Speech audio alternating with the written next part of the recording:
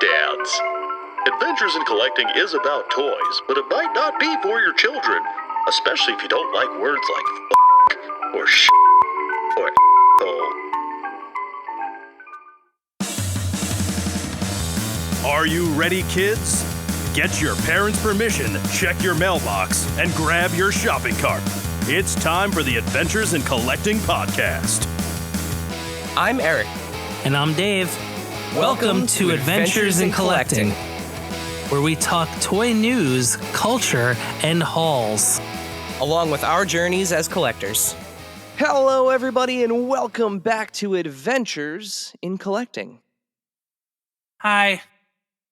Dave, we're back. Yeah, we are. It's been a couple weeks. Yes, it has. Yeah, we're starting to get back into like a normal groove where it's like full length episode, news, full length episode.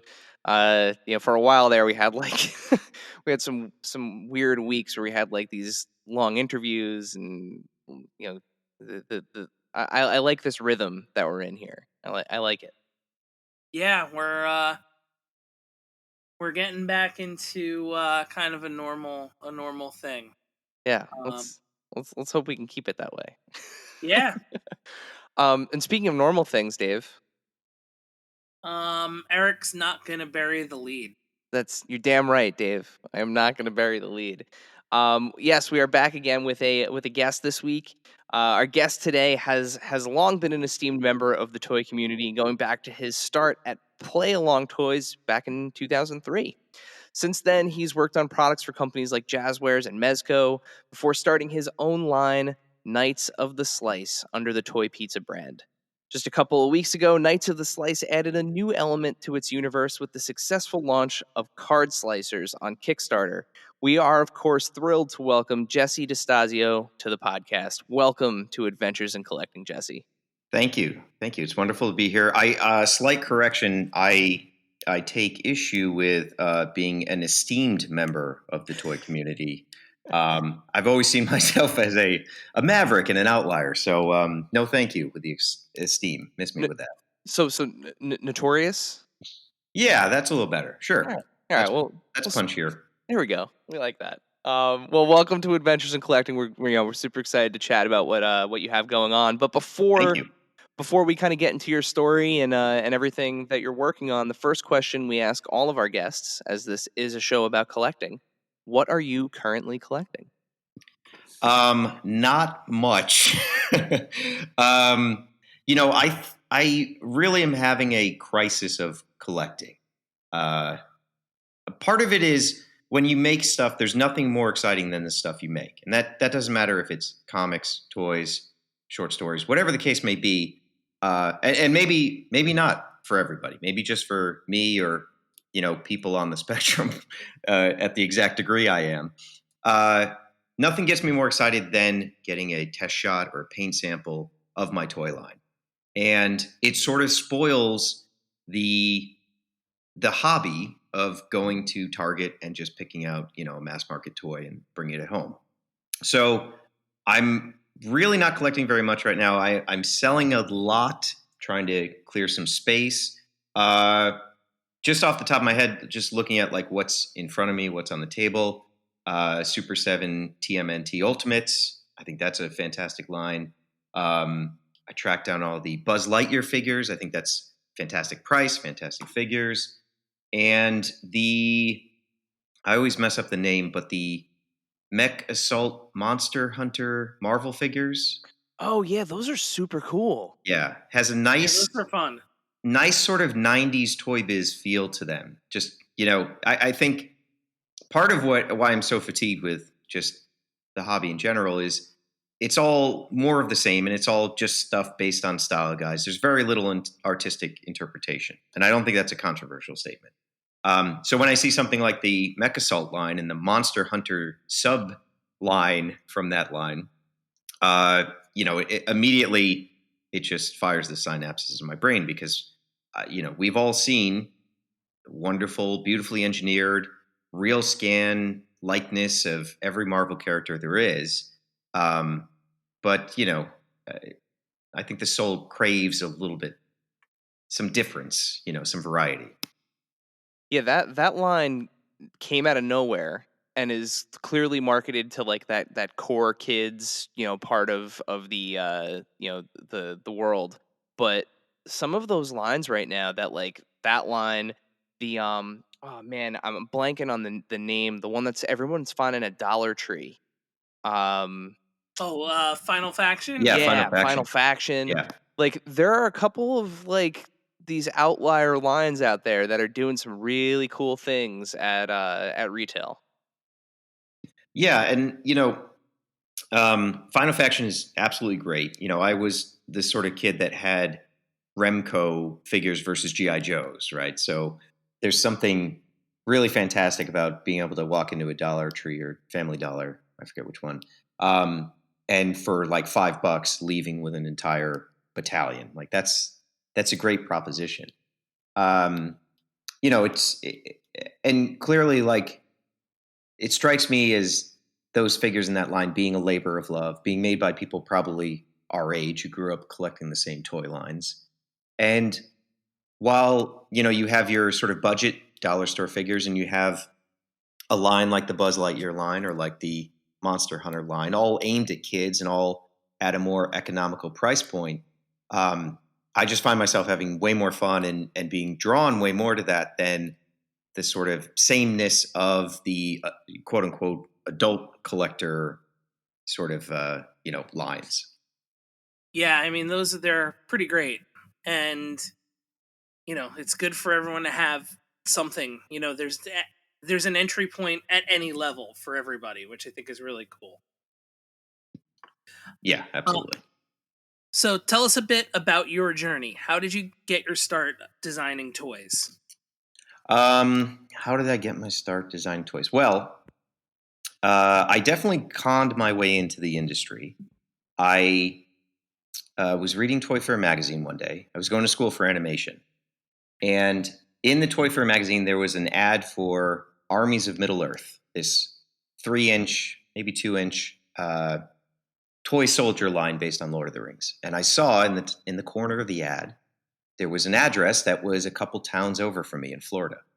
And so I looked up the company on the database at my school, and I got the CEO's name and number, and I cold called him and said I wanted to interview him for my school newspaper, which did not exist.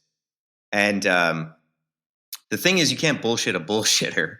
And the CEO, he was great. He was very friendly. He let me ask all these questions, and then he's like, okay, what's the real deal? Would you like to work here? Would you like an internship? Like, is that something you're interested in? I'm like, yeah, great, absolutely. This was an entire facade. So it all started there. I just, I worked for free. I bartended till about 3 or 4 in the morning. I got 1 or 2 hours of sleep, drove an hour down to school.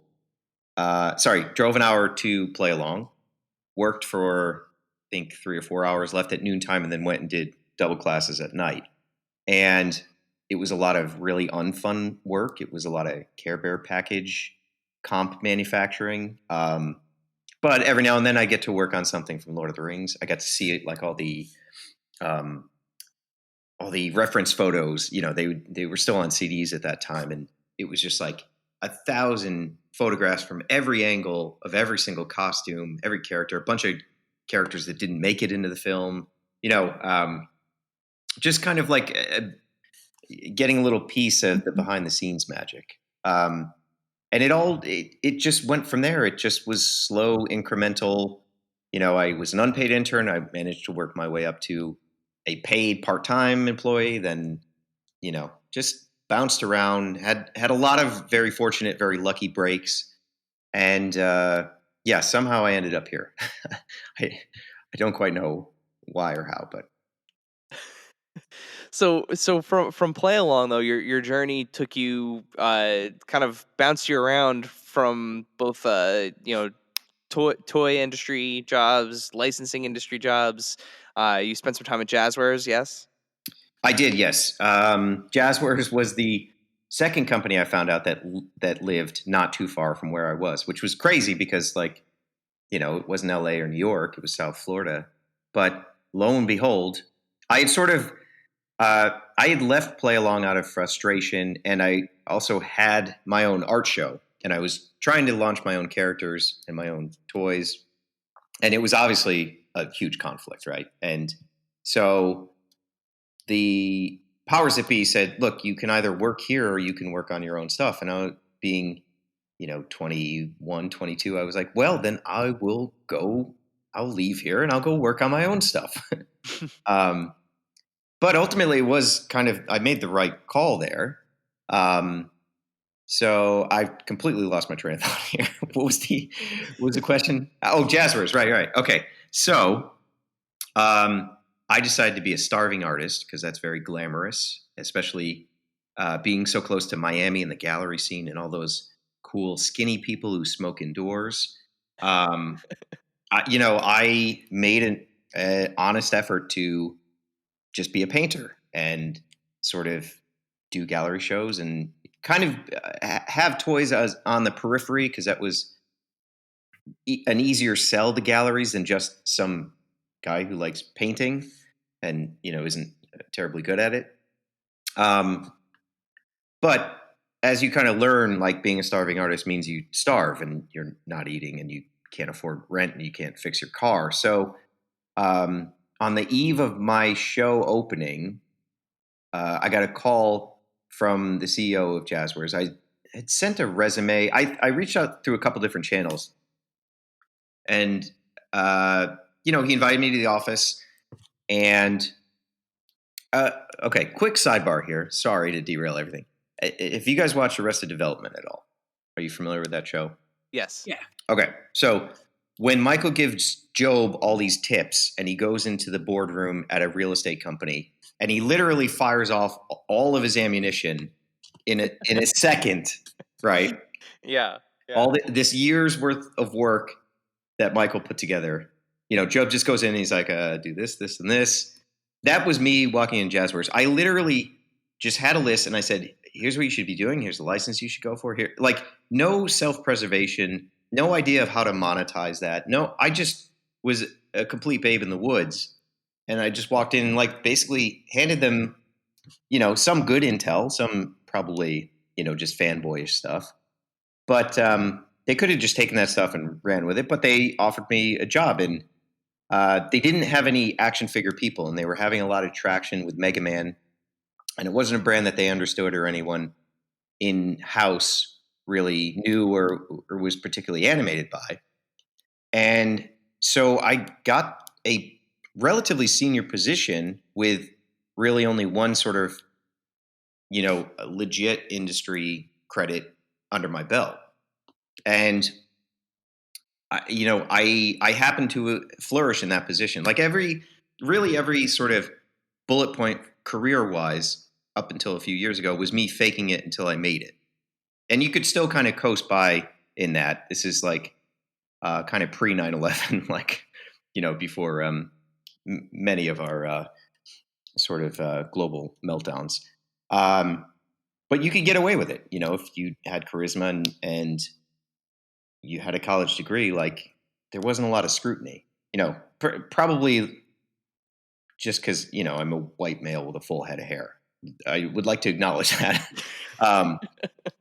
But Jazzwares sort of gave me the keys of the kingdom. Nobody else wanted to do the work for action figure stuff or just weren't really like nerds. They weren't going to Target on their toy break to look for Marvel Legends and stuff like that, on their lunch break, rather. Toy break, lunch break, it's all the same. I mean, to me, yeah, exactly.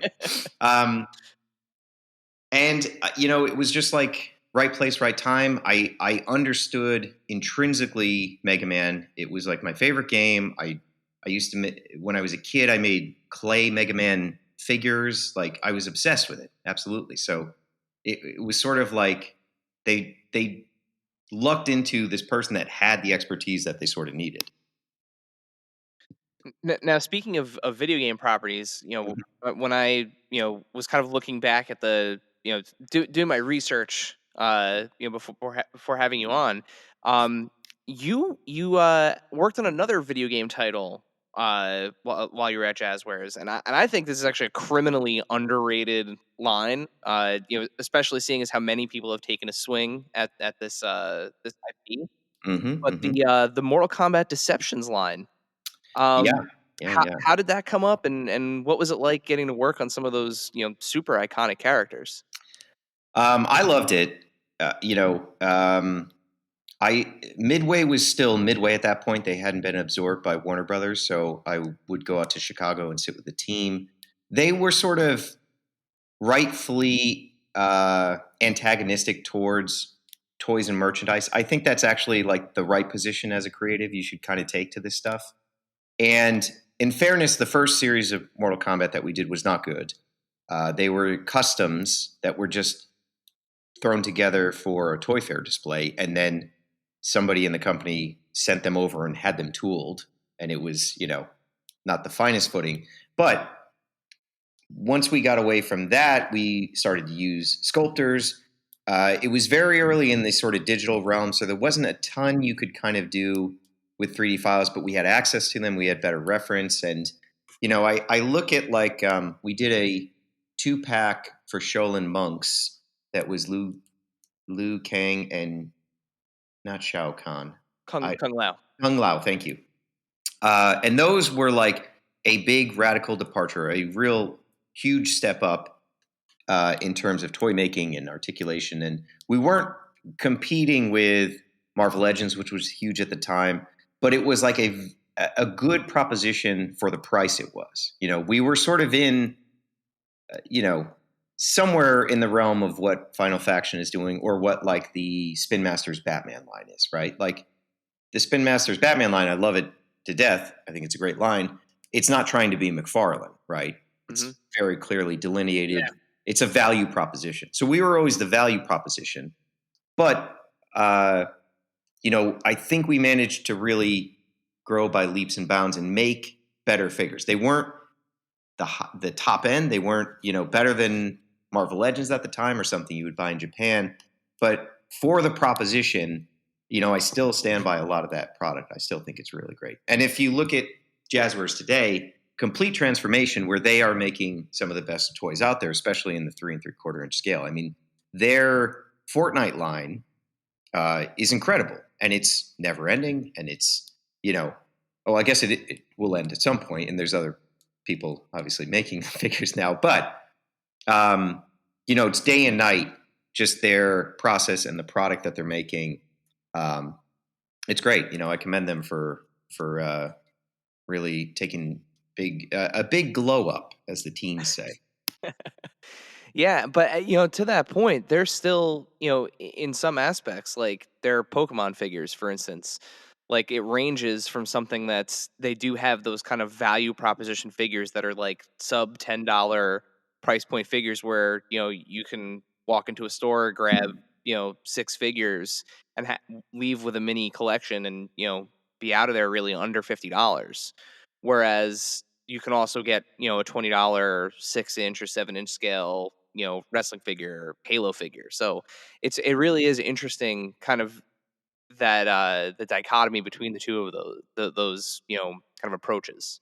Or even like the little Fortnite ones. Yeah, I mean, Dave and I we love the micro Fortnite line. Yeah, those little mini guys, those are great for sure. So in 2018, you launched Knights of the Slice. What inspired you to make your own toy line? Boy, I mean, I had always been toy making, right, for myself. Now, largely that was not for public consumption. That was like me customizing my own characters, utilizing just whatever was on hand. So while like professionally and publicly, I was not making toys, it was always going on in the background, and it was always sort of a discipline I understood. And, something I wanted to do. When I started working for Frederator Studios, we just kind of happened into doing a toy program, Toy Pizza. And it got a really huge initial response. It was really, it was probably the most successful thing I had done creatively and personally. I think in many ways, like Toy Galaxy perfected the idea of what we were kind of trying to do. Like, I take my hat off to Dan and Greg. I think that they have truly like gone the distance and been able to survive in the YouTube environment. Like I when I watch their program, I'm like, yeah, this is what we could have been if we were a little more dedicated and just weathered the sort of storms. But anyway, so we had some success with Toy Pizza. It was the biggest critical mass of people watching what I was doing, that I had ever experienced for my own output. Like, things like Mortal Kombat and Mega Man, they have huge fan bases, but that's not something I've created. They're not there. People aren't buying those toys to because of me. It's because of the brands. So we got like 10,000 subscribers on YouTube, and it was really looking like it was going to launch into the stratosphere.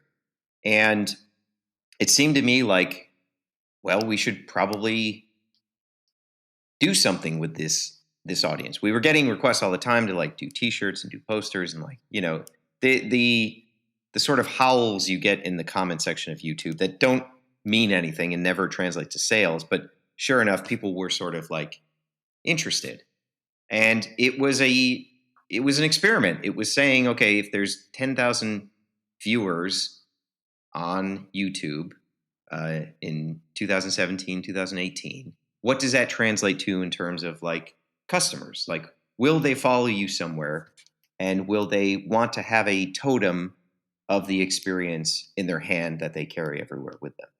So obviously, like, still being a frustrated creator and still wanting to do toys, it seemed like the perfect intersection. Like, we could launch our own toy line and we could promote it through this weekly, sometimes twice a week program. And this will be $1 million idea. Not quite that, we didn't approach it quite that cynically, but so we did it. And we the idea was like, the toys I wanted to make are pretty much the toys I'm making nowadays, right? Pretty weird, esoteric things, just misfits that don't belong anywhere and are straight from my brain. Purposefully, we tried to come up with a visual language that would make sense to a younger generation than us, because I grew up with like old school tokusatsu programming, bad dubs and VHS tapes from flea markets. I was the generation before Power Rangers, which I think is probably like the most recognizable tokusatsu program. So, we decided like, okay, viewership and consumerism, it comes in waves, right? So what is important to the younger generation? Well, they all grew up with Power Rangers. They all grew up with Big Bad Beetleborgs, like all this slate of live action characters in costumes fighting big kaiju. Like, that's super important. And we were watching the trends in the algorithms of YouTube and how that stuff was performing. And so, it was a bit of a departure for me because I just want to do my own crazy characters. But I had to sort of be thoughtful, like, okay, what are we constructing here? What is the ideal mascot for Toy Pizza? What is the, if we're Sega, who is our Sonic? What does it, what does that construct look like?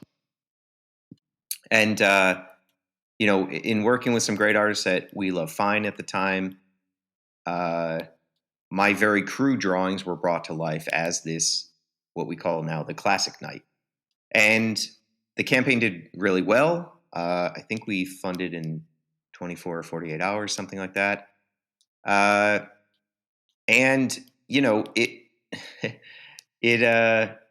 it was a great experience. And then it became almost a near-death experience. And then it bounced back. We sort of like, with anything you do, especially in crowdfunding, you're never really asking for enough money. There's always stuff that comes up. So we had a shortfall. We had a retailer that picked up the line. The line bombed fantastically. It was being clearanced out. And this retailer was going to come and ask for markdown money, which would basically be us giving back the money that they purchased the goods with. And lo and behold, a couple weeks or maybe a few days before they were going to hit us up for the markdown money, that retailer went out of business. Now, I'm not saying that my line put that retailer out of business, but it didn't hurt. It didn't help the cause in any case. So there's been all these points where the waves sort of ebb and flow, and the annihilation of Knights of the Slice has come very close many times, and it still kind of bounces back, and we get a new blood of customers, and it just kind of keeps progressing. So the very long-winded way of saying, I just wanted to make toys.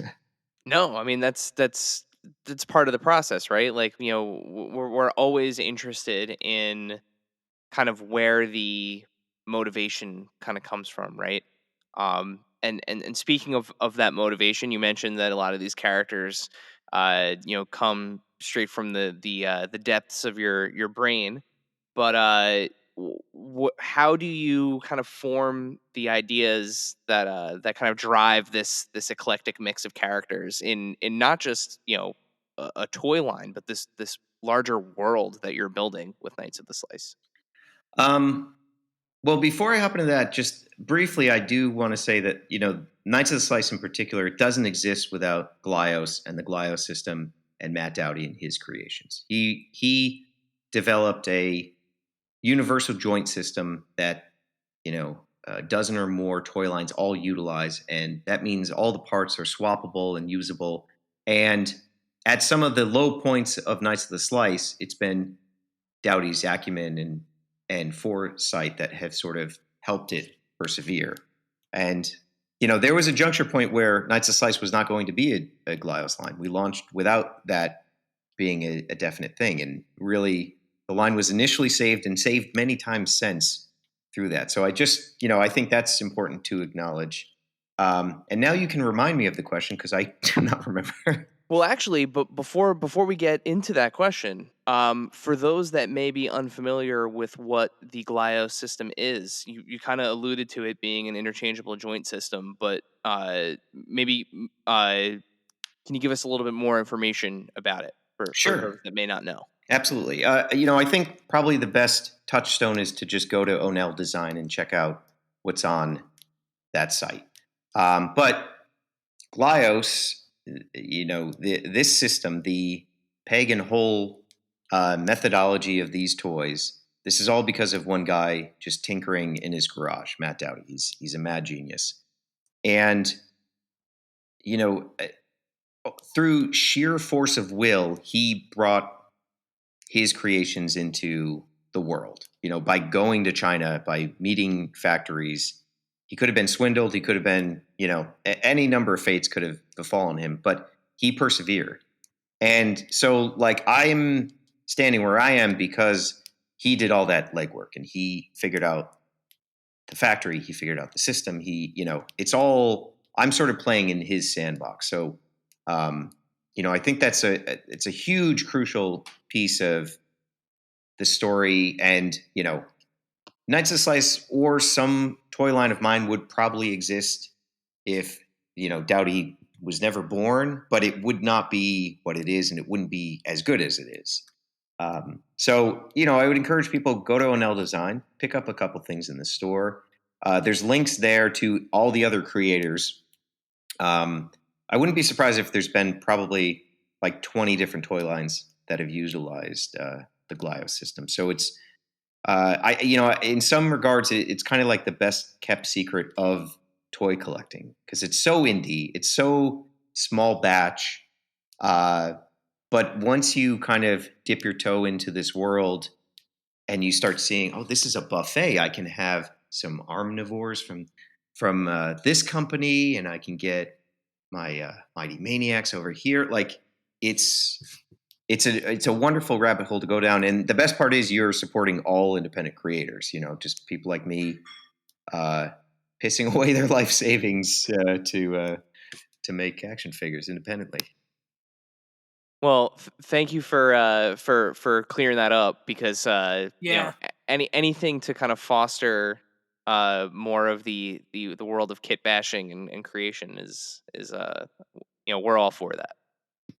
Yeah, I mean, if like I'm more of a kit basher than a customizer. I always have been, especially going back to Frankensteining GI Joes. Like we all had a shoebox full of Joes and pieces that we were never going to put back together again. So the ability to just sort of pop off and pop on different parts without having to paint or sand or prime, like that's my sweet spot.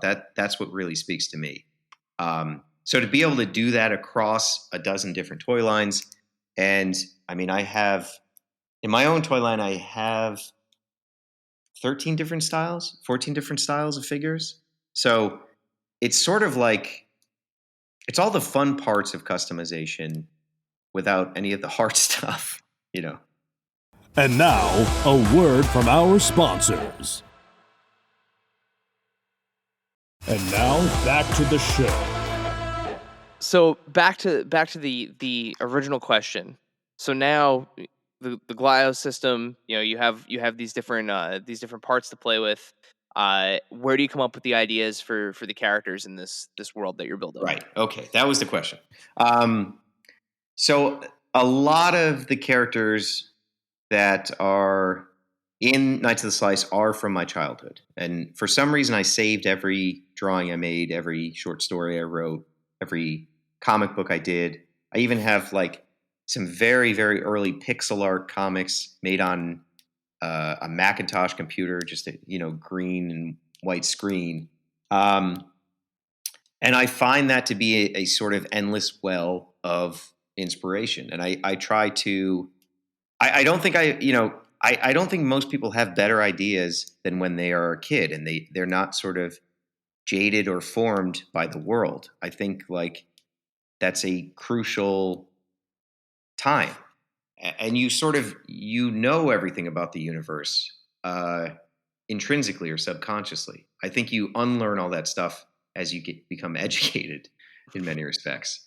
So I go back to that all the time, and we're going to talk about card slicers. Card slicers originates in my childhood as well through drawings and things like that. But yeah, like I guess Rex Gannon is sort of the de facto main character of Knights of the Slice for this phase anyway, and that's a childhood character of mine that I just used to draw on the margins of notebooks.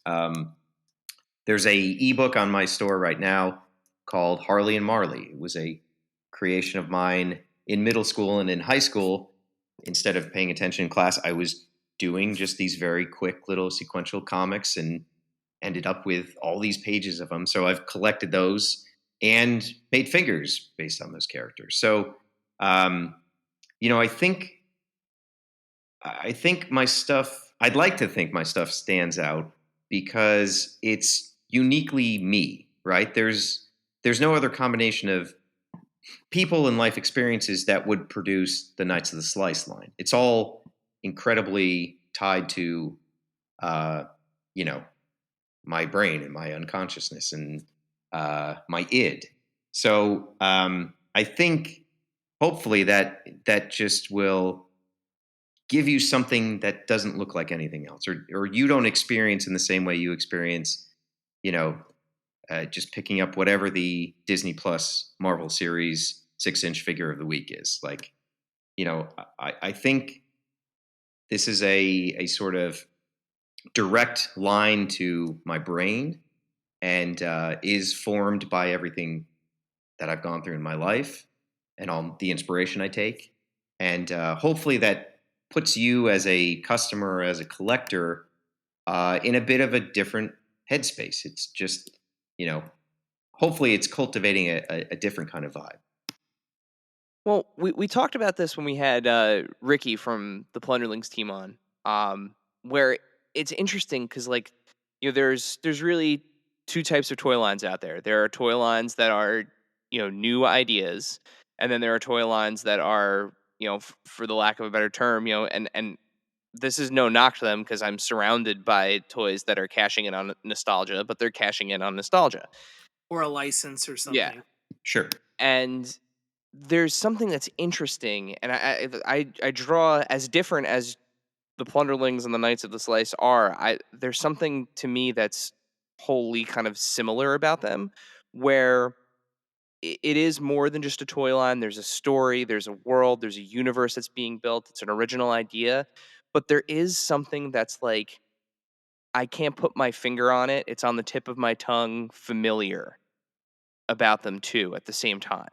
Sure. Yeah. Well, look, it's flattering to be regarded in the same light as Ricky and Plunderlings. I think they're fantastic. Part of what you're probably experiencing but can't articulate is the creator to consumer connection, which is a phrase I just made up, but I'm going to trademark. I think that's pretty good. I think that culture at large is consuming these gigantic group projects, and from a corporate slant, really. Like every film that's streaming is a production of an army of people. There's very few sole creator voices in our society at all, right? Everything's a big production. Everything's a big process. So when you see something like Plunderlings, or you see Knights of the Slice, or you visit one of our booths at a New York Comic Con or wherever, it's a bit different of an experience than just going to Target and picking up the Batman figure that's just been stocked on store shelves. There's a little bit of mojo there.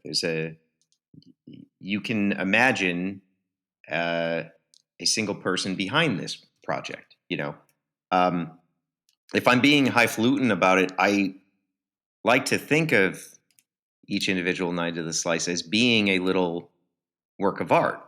Now, that's not entirely true, and I'm certainly not doing all the labor involved in the art, but it is a artistic expression of mine, and it is a relatively affordable one. And every now and then I look at one and I think I've actually achieved something beautiful or something aesthetically different.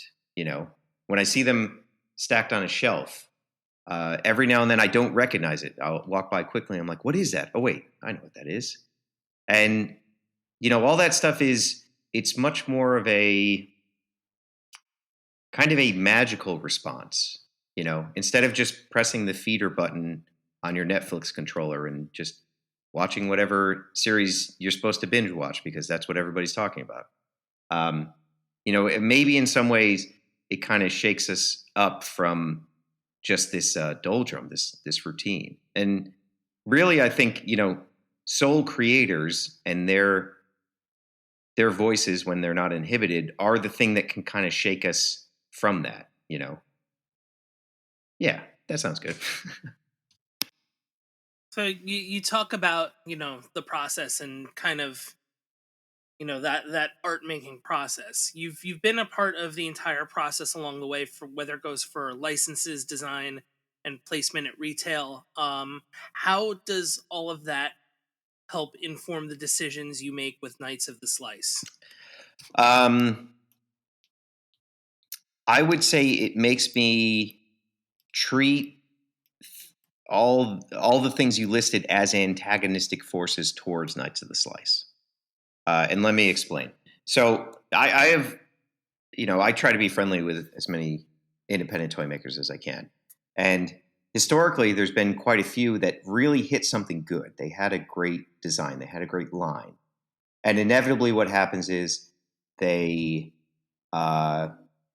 hear the siren call of Hollywood, right, for adaptation, for animated series, for live action movie.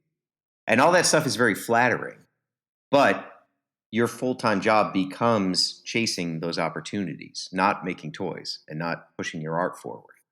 So having worked in the world of licensing, having understood how film distribution works, having been in 1,000 pitch meetings, having read hundreds and hundreds of scripts, like all of that is, I don't want to say forbidden for Knights of the Slice, but I look at all that stuff as being directly antagonistic to what I'm trying to do, to where I'm putting my life force.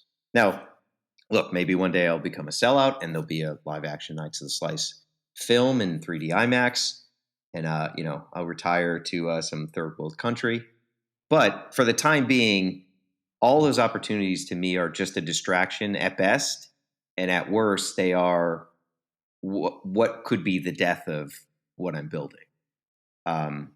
So, I've been lucky enough to operate in those systems within Hollywood and within licensing, and I understand how to generate revenue for IP holders and things like that, all the nuts and bolts of the bigger entertainment world. But if it's taught me anything, it's to stay the hell away from it. And the same goes for retail. Like, I don't want Knights of the Slice in retail. I don't want it in Target. I don't want it in Walmart. If they came knocking, would I do it? Sure, absolutely. I will secure that back. But for the time being, I know how destructive those things can be if you're building something slowly and cultivating it. I think that part of the American dream is like, well, you get a film franchise and you get your ideas in Walmart and Target and you're set. And that's sort of the be all end all goal, the scalability of your idea. But for me, I see all those things as being the antithesis of being able to do my art and, construct the world that I'm building. And I'm sure too, to a certain extent, right? It boils down to control as well. I mean, this is something that it goes beyond like, the term ideation. I mean, this is something that, you've said already that's, inherently part of your brain and, part of who you are. And I would imagine, that, once you start to bring these other parties in, you start to kind of lose a little bit of that line and, get a little bit further away from it than you would be, in your current situation. Yeah, I mean, I've seen that on the licensing side of things, right? I've seen creators lose complete control of their IP. I've seen creators freely sell their control of an IP and cash in, and I've seen creators think they have a different deal than they do, and they get left out in the dark inevitably. I've seen it all. I've seen creators who have exploited their rights, and it has been for the better. Peter Chung, the creator of Aeon Flux, is on Patreon. I really recommend people follow his Patreon. It's really fantastic. He shows a ton of great stuff. He also did a lot of work on very early Transformers and Transformers the movie. He said, he was asked about selling your rights to something or doing work for hire. And he said, MTV owns Aeon Flux. And maybe I don't feel great about that now, but I never would have gotten the chance to make the series, and I never would have gotten my name out there, and I wouldn't be where I am now. So I don't want to say that, like, you should never exploit your rights or you should never cash in. You should never better your life through your work.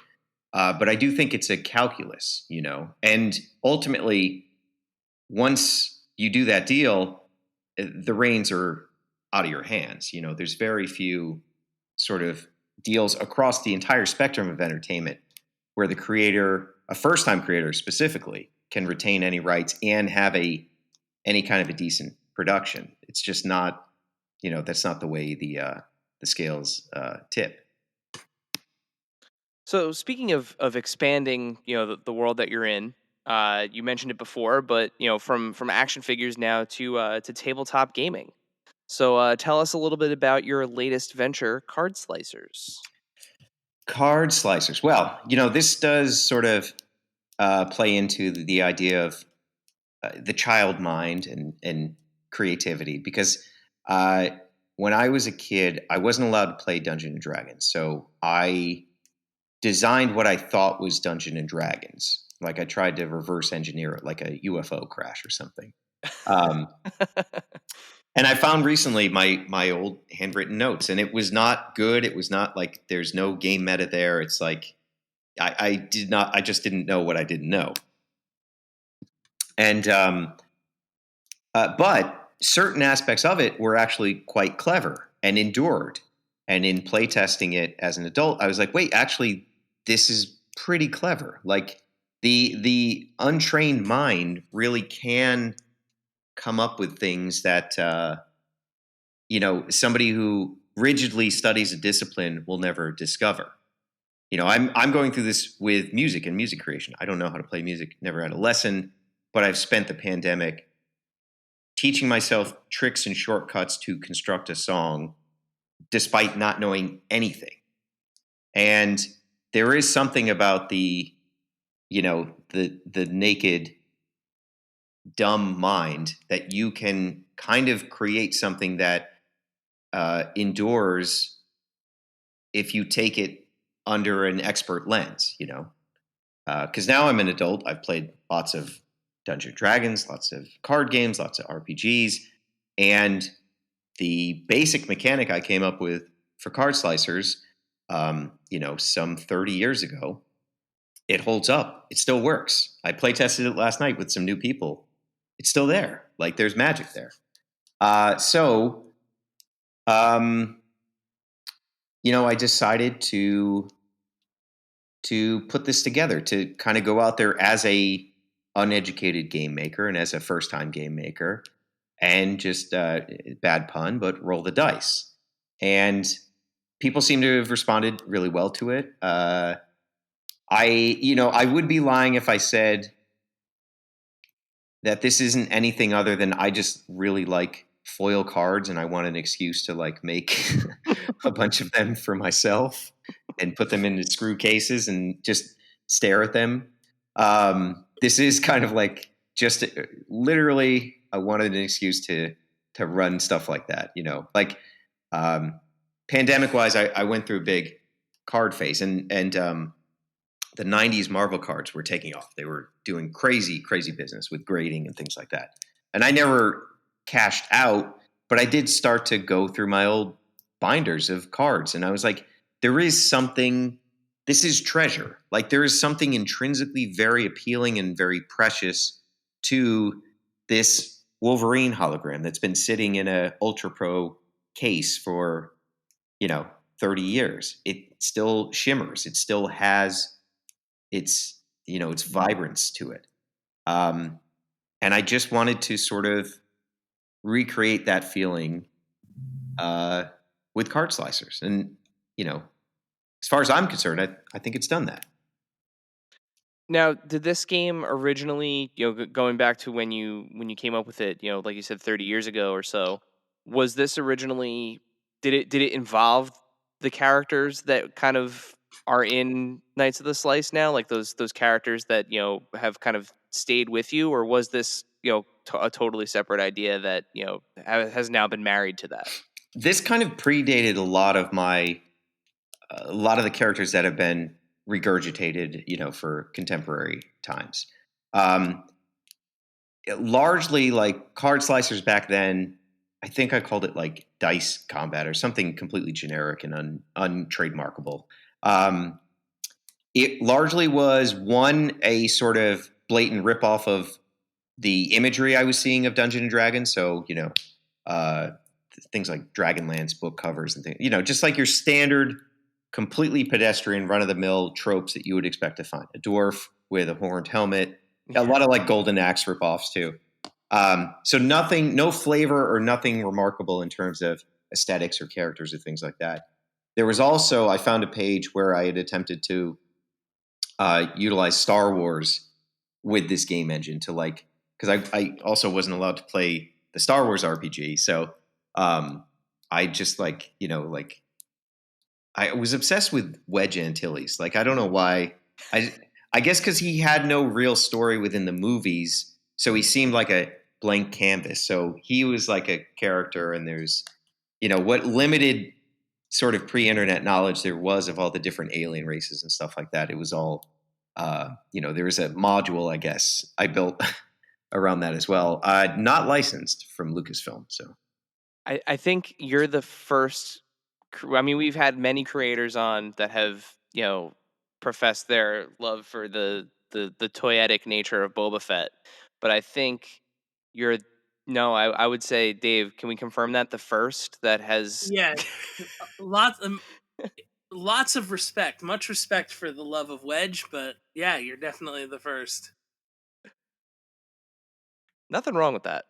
Absolutely No, nothing wrong not with at that. all. I'll I actually I'll Wedge is go. that character I always kind of looked at. He had the one scene, and I'm like, who is this guy, and why don't we know nothing about him? I'm going to go even a layer deeper because as much as I loved Wedge Antilles and creating stories about him, I'm trying frantically to look up the name, which I'm going to butcher. But Oren Marco, or Oren Mako, who was Prune Face in Return of the Jedi. He had Yeah. a split second of screen time. I had the action figure. I was obsessed with him. And I remember I did not have America Online, and I was on the phone with my mother, and I was asking her to look at this AOL message group and recite to me everything they were like. Very early in AOL, people started to like compile Star Wars. Like there was a big Star Wars message board, and so there was like an alien races message board category, and I would have her like read over the phone what she was reading on the screen, and I was like writing it down. Okay, Oren Marco, he's a spy, and he's nicknamed Prune Face, and so he had a big, expansive sort of involvement in this as well, and still a character to this day I don't think gets his due. I'm ready for the spin-off series. He is bound to show up somewhere outside of the war room in Return of the Jedi for 30 seconds. Not even 30 seconds, for 3 seconds. I think there's two of them also. Who knows who this other Prune Face guy is? He's hanging out somewhere with Yaddle, the other one. Justice for Yaddle. Justice for Yaddle. So crowdfunding continues to be a successful path for makers and artists. Why did you decide to go that route for card slicers?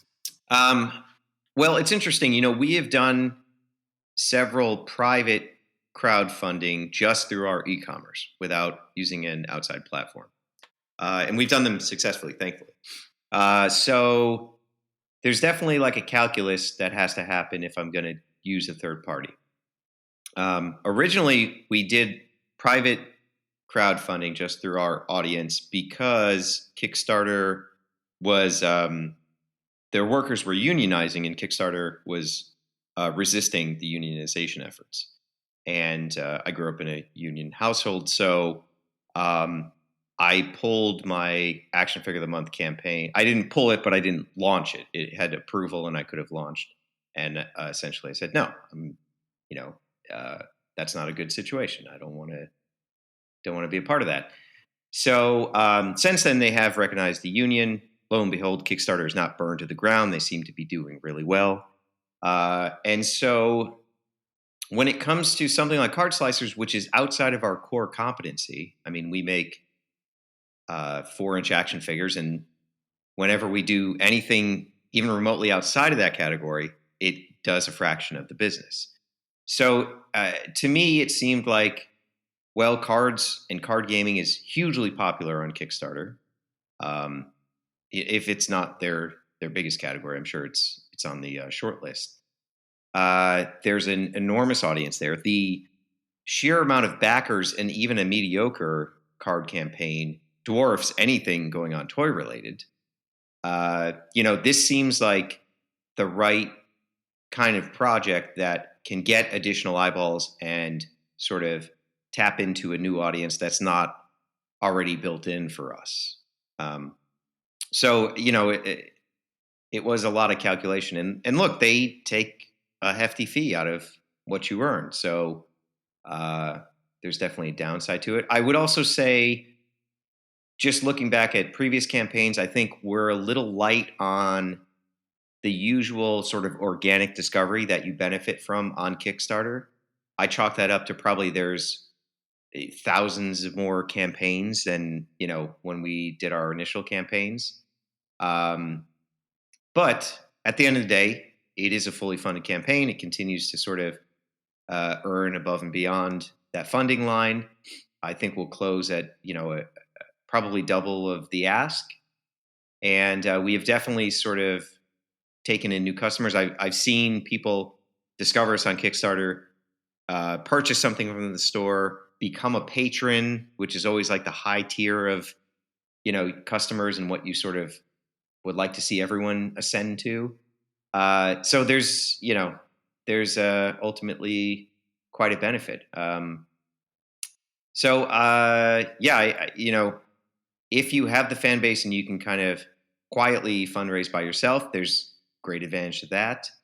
But I'm not too proud to say like cards not our expertise. It's something we need to lean on a bigger community for. We need to activate new eyeballs in order to be successful. And touch wood, it's happening. With that, it's time for us to head into our Q&A section. This segment is brought to you by our friends at Chubsy Wubsy Toys. A traditional mom-and-pop toy store in Little Falls, New Jersey, Chubsy Wubsy Toys brings you the best new toys from the brands you love without the hassle of pounding the pavement searching for them at larger retail stores. Visit them in person at 106 Main Street in Little Falls, New Jersey, or online at chubsywubsy.com. That's ChubzyWubsy.com. And tell them Adventures in Collecting sent you. So this part of the show, we ask you questions that were submitted by our followers. If you would like to ask a question on a future episode of Adventures in Collecting, make sure you're following us at AIC_podcast on Instagram. It's where we post these notifications that we have a guest coming on and give you the opportunity to ask questions, as important or silly as you would like to make them. Of course, we're here to have fun, so we got a good mix. Got a good mix of 3 questions for you today, Jesse. Hit me. Dave, would you like to do the first? Yes.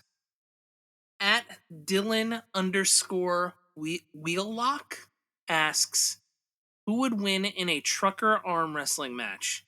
Sen 5 or Crow Mega? Dylan's name sounds like he's a Autobot, right? I think we can all acknowledge that and hold space for him. So this is a classic sort of Joseph Campbell style question. This is man versus machine, right? The cybernetic Sen 5 versus Crow Mega, a throwback, a sort of early proto-human with modern day intelligence. Who would win in an arm wrestling match? I mean, probably like, I'm guessing the machine would probably have more PSI in their grip and their strength. But could the heart of a near prehistoric type of human overcome that, just through sheer willpower? This is a bigger question than I think I'm capable of answering. This is a question we all have to look inward and settle with our own internal, the 2 fighting wolves. We're going to have to consult them. I'm a mere mortal. I can't weigh in. I would just like to point out that this question could have been who would win in an arm wrestling match, but this follower specified a trucker arm wrestling match. Oh, so we're talking over the top style, right? Yeah. Okay, so it's Crow Mega in that case. I didn't understand. Yeah. I didn't understand the parameters. Yeah, it's Crow Mega. Yeah, I'm assuming like the bar at the beginning of Over the Top, or like when they first start the road trip in Over the Top. Here's the real question: does Crow Mega have offspring that's watching the arm wrestling match? He doesn't, but he does have a hat he turns backwards. That's his all right. secret move. There we go. Then there's the answer. All right. Our next question comes from at PK_mates13, and they ask, so what is a rift killer? What is a rift killer? So canonically, a rift killer is essentially a suit of armor made out of space junk that is piloted by lots of tiny microbes that have a sort of hive intelligence. So the more of them you get together, the more intelligent a rift killer could be. Now, it's not uncommon for these, you can sort of imagine an ancient suit of knight's armor being, having some bacteria in it that was able to manipulate its joints and walk around and have a certain sentience. It wouldn't be unlike that. It is not uncommon in the world of the Knights of the Slice for government agencies or paramilitary forces to capture these rift killers and then kind of utilize the shell as a sort of armor, which bestows unspeakable power to them.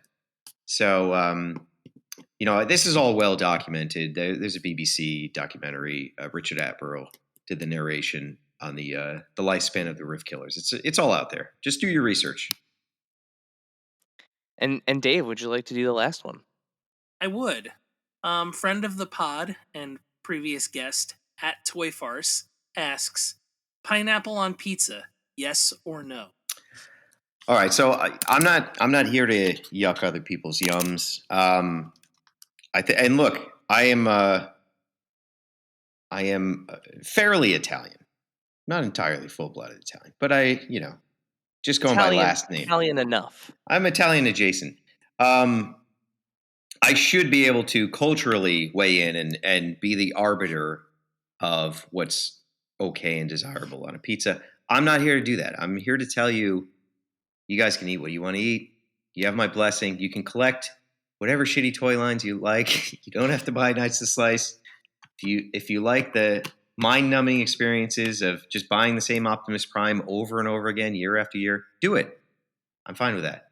I actually have enjoyed pineapple and ham on a pizza. I know it's sacrilegious for a lot of people. It's not the worst experience. It's not something I would order regularly. If somebody has a slice, I might indulge. I think there are bigger travesties out there in the world. And, I'm at peace with people's topping decisions. I don't, Dave, I don't know if we've ever discussed this, but like I've also had pineapple and ham on pizza and it's not awful. Like, I mean, again, it's one of those things where I'm not going to go to a restaurant. Well, first of all, I have to provide context here. I can no longer eat a traditional slice of pizza. I unfortunately have a tomato allergy that I discovered like basically when I was 30. So my pizza now is like I can only eat white pizza, which I don't know if it's actually even pizza. I think it's just bread with cheese on it. But when I could, it's fine bread with cheese. when I could eat pizza, I did have a slice of pizza with pineapple and ham on it, thinking it was going to be the most brutal thing I had ever eaten, and I was pleasantly surprised. It's not terrible. I mean, it's one of those things. We're sort of like supposed to instinctually recoil from, but it's not that bad.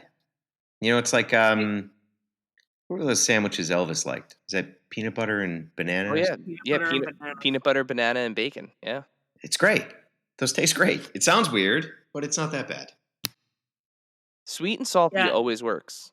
Sweet and salty does work. I just don't like the tomato sauce with the pineapple. Like I mean, it's a lot of acidity. It's too savory for my sweet. Yeah. I think you that's a fair point. Yeah. But yeah, if I'm gonna do like I even like if you caramelize a pineapple, like grilled pineapple, like it's delightful. But so it's not even like the cooked aspect of it. It is a lot of acid because pineapple is very acidic. Tomato sauce very acidic. It's a lot of acid. There's a lot of acidity going on with that combination. Well, thank you to our favorite Frenchman in Norway for asking the pineapple on pizza question. Let me tell you, two countries who should not weigh in on this pizza conversation at all. He has no business. I've seen Scandinavian pizzas. Okay, it's not pizza. You know what? Toy Farce, you're gonna have to comment when this episode goes live and there's an Instagram post. You're gonna have to comment with like the craziest Scandinavian pizza that you've seen. I will give credit though. I was told this. I think it's a lie, but I did go to Stockholm one time. I went in the winter, which I would not recommend. You get about an hour or two of daylight. I was told that the reason there's Swedish meatballs is because the Italians were like some of the first explorers and they brought that over. And to the credit of that trip, I did have some pretty good pizza there. But I've since been told that that's complete bullshit, and that's not why there's Swedish meatballs and things like that. So it's under contention, but I would likely carve out Sweden with an exemption of pizza because I've experienced some pretty decent ones there. Well, with that finishes our Q&A section and leads us to the final question of the podcast. Dave, would you like to fulfill your role as this podcast's James Lipton and ask our final question? Yes, I would. Our final question that we ask to all of our guests. What is your favorite and/or strangest piece in your collection? It can be one of each, or it can be both.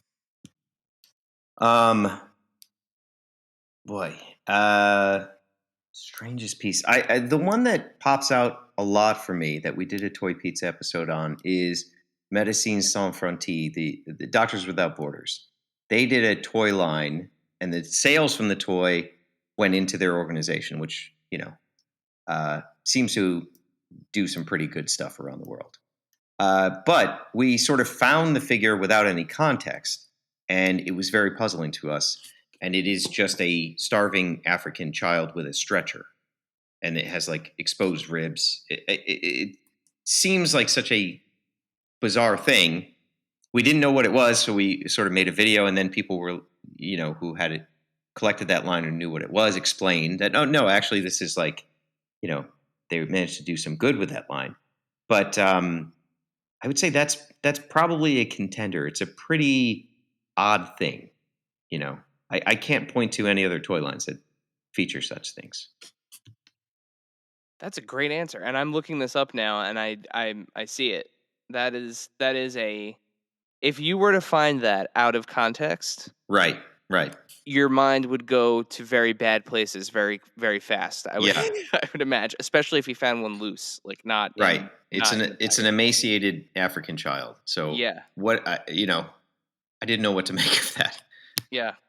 Yep, and it looks like there's a doctor too. There's a little bit of a line of these. This is interesting. Yeah. So chalk that one up on the list of things that I am today years old that I learned that the Doctors Without Borders organization had a toy line. Yep, there you go. I challenge anyone else to out-weird that one. Yeah, I mean we've had some unique answers, like some definite like one of one type situations. Like we had we've referenced it before, but when we had Marty Abrams on from Mego, he has a, what did he say? It was 18 or 24 karat gold Caesar head? Yeah, just like a pure gold Caesar head. Yeah, from Planet of the Apes, but like it's one of the Mego sculpts. It's just a solid gold head. Well, that's definitely more rare. Well, listen, Jesse, thank you so much for taking the time to be on the show. Before we let you go, please let everyone know, where can we find you on the web? Where can they back Card Slicers, and where can we get Knights of the Slice? Okay, so this will begin our lengthy plug section. So, Card Slicers, currently on Kickstarter. As of the recording of this, I think there's 10 days left, so we're just about to enter the final week. Just look up Card Slicers on Kickstarter. Plenty of different options for tiers you want to back. There is one tier where you get a action figure and a card of that action figure, so that one's obviously in high demand. So check that out. This Saturday, I don't know when this airs, but I'll be at Shop the Curiosity in Danbury, Connecticut. I will be play testing an early version of Card Slicers, so people can come and see that, and also buy some Knights of the Slice and buy some vintage toys. Patreon.com/Jesse DeStasio. That is the hub. This is the world's best toy community. It's completely closed off behind a paywall, and that's why it's so good. I love the Patreon experience. I post a ton of behind-the-scenes stuff. You also get free action figures if you sign up for the higher tiers. You can enter into the action figure, the Millennia Club. Every 2 months, you get a 2-pack of unique figures. Also, a great place to, like, if you're a creative person, share your artwork, share your comic books, find collaborators, get feedback on the projects you're working on.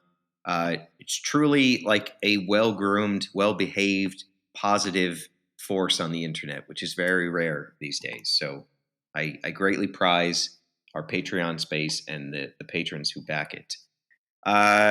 Twitch.tv/Knights of the Slice. Once a week, we do live streams. Usually it's to coincide with a store drop.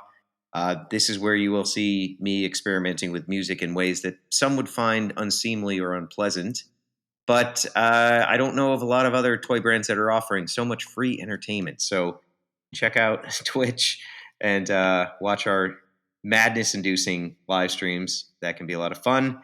And then, of course, toypizza.com or knightsoftheslice.com. It'll take you to the same place. There are, at any given time, a dozen different figures in stock, multiple different styles. Usually everything's $30 or less. And there's a lot of ebooks and comic books and stuff, a lot of background material that you can read also. So, if you are confined to a couch due to a back injury, this is I have so many things you can do on the computer to bring the Toy Pizza and Knights of the Slice experience right to your laptop. So there's no reason to ever heal up. You don't have to leave the house. You can stay right where you are. You can never move. Just sip on your slurry juice and hit the buy button. And that's all the life you need. I will keep shoveling all of this content down your throat, whether you want it or not. Toy Pizza Con, IRL, in real life. First time we're able to get back together in 3 years. This is happening July 16th at Happy Valley Barcade in Beacon. This is a bar arcade with vintage games. Perfect setting. It's going to be me. It's going to be the Glios group. We have some special guests. Plunderlings are going to be there, our good friends. It's just going to be people selling toys, trading toys, playing card slicers, spinning the Wheel of Knights, playing vintage arcade games, eating pizza. Hopefully not spreading COVID. We'll see. But yes, July 16th, Beacon, New York. That is the big one. I should have led with that. So I believe that's everywhere you could find me. At Toy Pizza on Instagram, et cetera, et cetera. So if you are listening to this podcast and you just fell down a large flight of hard stairs, just lay there at the bottom. That's right. Take your phone and visit toypizza.com. Start your journey. Yep. And know that Médecins Sans Frontières are on the way. Well, with that, that's a wrap. That's all we have for you tonight. Jesse, thank you so much for coming on the show and taking us through your journey through toys and filling us in on Knights of the Slice. Dave, do you want to sign us off? Bye, everyone. Thank you, dear listener, for hanging out with us today. Subscribe, rate, and review us wherever you listen, and then tell your friends to do it. Thanks also to Joe Azari, the golden voice behind our intro. Our music is Game Boy Horror by the Zombie Dandies. Find more about them both in our show notes. Follow us on social media at AIC_podcast on Instagram and Twitter. Stop by and say hi, show us your toy hauls, and share your toy stories. Maybe we'll talk about it in a future episode. Don't try this at home. Void where prohibited and some assembly required. Each sold separately, not a flying toy. Consult a physician if your toy run exceeds more than 4 hours. This has been a non-productive media presentation. Executive producer, Frank Hablawi. This program and many others like it on the Non-Productive Network is distributed under a Creative Commons Attribution Non-Commercial No Derivatives license. Please share it, but ask before trying to change it or sell it. For more information, visit non-productive.com.